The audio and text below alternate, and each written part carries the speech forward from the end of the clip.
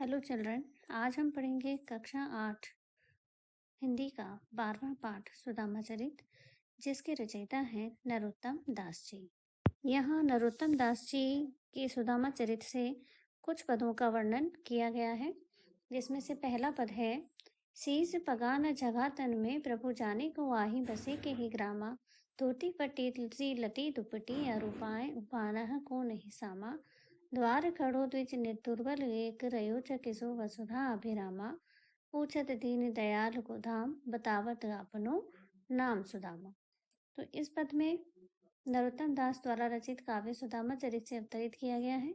श्री कृष्ण के बचपन के मित्र सुदामा अपनी पत्नी के आग्रह पर कुछ आर्थिक सहायता पाने की आशा से उनकी नगरी द्वारकापुरी जाते हैं और पैदल ही पहुंच जाते हैं। तब वहां की शोभा को देख करके वो द्वारपाल से श्री कृष्ण को बुलाने के लिए कहते हैं और तब द्वारपाल जाकर श्री कृष्ण के सामने सुदामा का वर्णन करते हैं।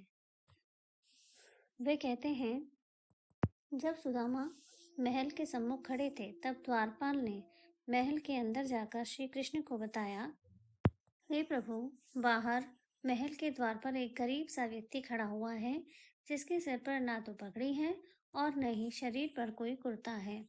पता नहीं वह किस गांव से चलकर यहाँ तक आया है। दरवाजे पर खड़ा वह गरीब कमजोर सा ब्राह्मण हैरान होकर पृथ्वी और महल के सौंदर्य को निहार रहा है।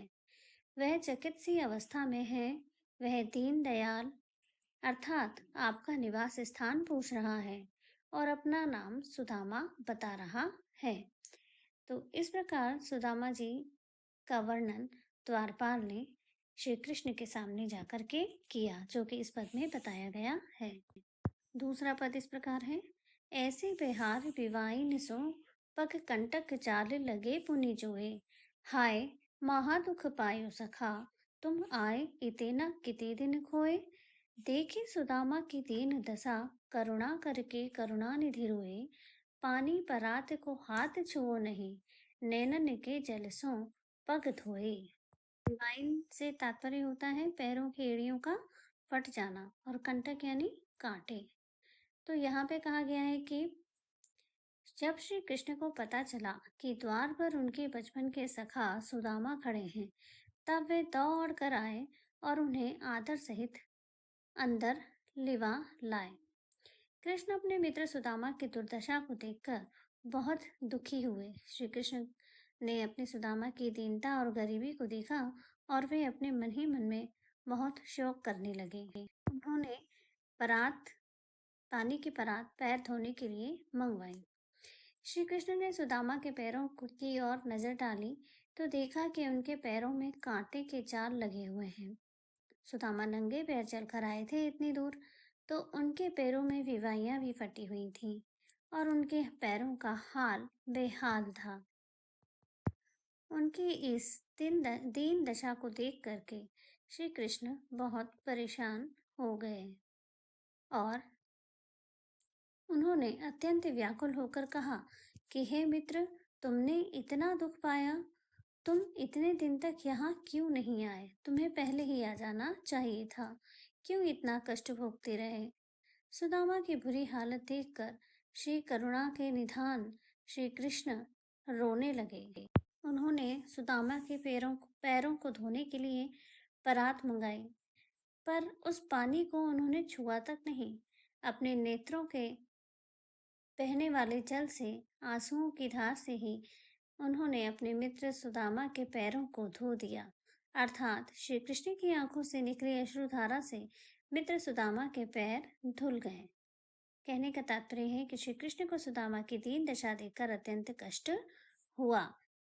अगला पद है, कुछ भाभी हमको दियो सो तुम काहे न देत, चापी पोटरी काख में रहे कहो के ही है तू, आगे चना गुरुमात दये ते, लय तुम चाबी हमें नहीं दीने, श्याम कयाए मुस्काए सुदामा सो, चोरी की बाने में हो जो प्रवीणे, पांचली बानी अचोना तजी तुम, तैसे ही भाभी के तंदुल कीने। अब श्री कृष्ण जब सुदामा जी से मिलने गए तो उनके लिए 3 मुट्ठी चावल लेकर गए थे, तो वो चावल की पोटरी वो श्री कृष्ण को देते नहीं है। श्री कृष्ण उनका काफ़ी सम्मान करते हैं और वे मित्र को अपने बराबर में बिठाते हैं। इसके पश्चात उस चावल की पोटली को जब वो नहीं देते हैं, तो वो थोड़ा-सा हँसी-ठिठोली के मूड में आ जाते हैं और उनसे कहते हैं। श्री कृष्ण सुदामा से पूछते हैं, हमारी भाभी ने हमारे लिए जो उपहार भिजवाया है, उसे तुम मुझे देते क्यों नहीं हो? उपहार की पोटली तो जो तुमने बगल में दबाई हुई है, भला तुम ऐसा क्यों कर रहे हो? फिर श्री कृष्ण सुदामा जी को संदीपन गुरु के आश्रम की बात का स्मरण कराते हुए कहते हैं कि जब हम तुम साथ पढ़ा करते थे, तब तब भी गुरु माता ने हम दोनों के लिए चने चबाने के लिए दिए थे। तुम सारे चने स्वयं चबा गए थे और मुझे मेरे हिस्से के चने भी तुमने नहीं दिए थे। लगता है तुम्हारी पुरानी आदत अभी तक गई नहीं है।